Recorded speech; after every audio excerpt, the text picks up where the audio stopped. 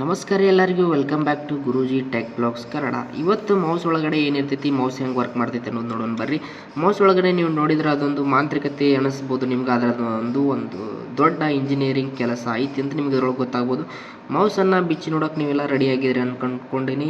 So ಮೊದಲ ಇದನ್ನು plastic ಏನು ಕವರ್ ಇರ್ತೈತಿಲ್ಲ ಮೌಸ್ ಒಳಗಡೆಯಿಂದ, ಇದನ್ನು ಬಿಚ್ಚಿದ್ರೆ ನಿಮ್ಗೆ ಇಲ್ಲಿ ಬಾಜುಕ ಐತಲ್ಲ ಈ ಥರದ್ದು ಒಂದು ಸಾಕೆಟ್ ಇರ್ತೈತಿ. ಇದ್ರೊಳಗೆ ಸ್ಪ್ರಿಂಗ್ಸ್ ಇರ್ತಾವೆ, ಆಮೇಲೆ ಸ್ಕ್ರೋಲ್ ವೀಲ್ ಅಂತೇಳಿ ಬಟನ್ ಇರ್ತೈತಿ. ಅದೇನಪ್ಪ ಅಂದ್ರೆ ವೇಗದ ಒಂದು ಕೆಲಸವನ್ನು ನಿಮ್ಗೆ ಮಾಡಿ ಕೊಡ್ತಿರ್ತೈತಿ. ಅದನ್ನು ಬಿಟ್ಟರೆ ಇದ್ರೊಳಗೆ PCB ಸರ್ಕ್ಯೂಟ್ಸ್, ಆಮೇಲೆ ಒಂದು LED ಬಲ್ಬ್ಗಳು ಇರ್ತಾವೆ, ಅದು ಸೆನ್ಸರ್ಸ್ ಇರ್ತೈತಿ, ಆಮೇಲೆ ಲೇಸರ್ ಇರ್ತೈತಿ. ಒಂದು ಲೇಸರ್ ಎದಕ್ಕಪ್ಪ ಅಂತಂದ್ರೆ ಇದು ಅವಯವಗಳನ್ನು ಒಂದು ಚಲನೆಯನ್ನು ಒಂದು ಪತ್ತೆ ಹಚ್ಚಲಿಕ್ಕೆ ಇರ್ತೈತಿ. ಒಂದು ಬ್ಲೂಟೂತ್ ವೈರ್ಲೆಸ್ ಮೌಸ್ಗಳಲ್ಲಿ ಬ್ಲೂಟೂತ್ ಇರ್ತೈತಿ. ಅದನ್ನು ಬಿಟ್ಟರೆ ಇದೊಂದು ಏನಪ್ಪ ಅಂದ್ರೆ ಒಂದು ಸ್ಮಾರ್ಟರ್ ವಿನ್ಯಾಸ ನಿಮ್ಗೆ ಇಲ್ಲಿ ಮೌಸಿಂದು ಕಾಣಿಸ್ಬೋದು. ಇದೆಲ್ಲ ಕೂಡ ನಮಗೆ ಮೌಸ್ ಅಂತ ನಾವು ಕರಿತೀವಿ. ಇದರೊಳಗೆ ಅಷ್ಟು ನೋಡ್ಬೋದು, ಇಲ್ಲಿ ಸಣ್ಣ ಸಣ್ಣ ಸರ್ಕ್ಯೂಟ್ಸ್ ಅದಾವೆ, LEDs ಅದಾವೆ. ಆಮೇಲೆ ಇದೊಂದು ರೈಟ್ ಕ್ಲಿಕ್ ಬಟನ್ ನೋಡ್ರಿ, ಇಲ್ಲಿ ಈ ಥರ ಇರ್ತೈತಿ.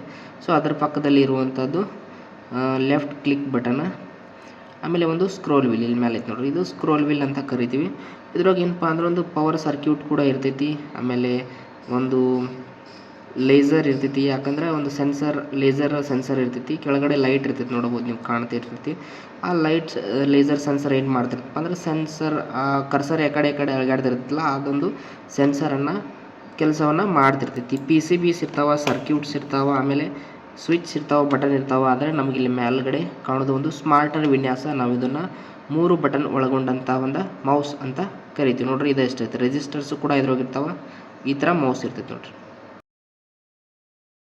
ಈ ವಿಡಿಯೋ ನಿಮ್ಗೆ ಇಷ್ಟ ಆಗಿದ್ರೆ ಲೈಕ್ ಮಾಡಿರಿ, ಶೇರ್ ಮಾಡಿರಿ, ಮತ್ತು ಹೆಚ್ಚಿನ ಮಾಹಿತಿಗಾಗಿ ಕಮೆಂಟನ್ನು ಮಾಡೋದು ಮಾತ್ರ ಮರಿಬೇಡ್ರಿ. Thank you for watching.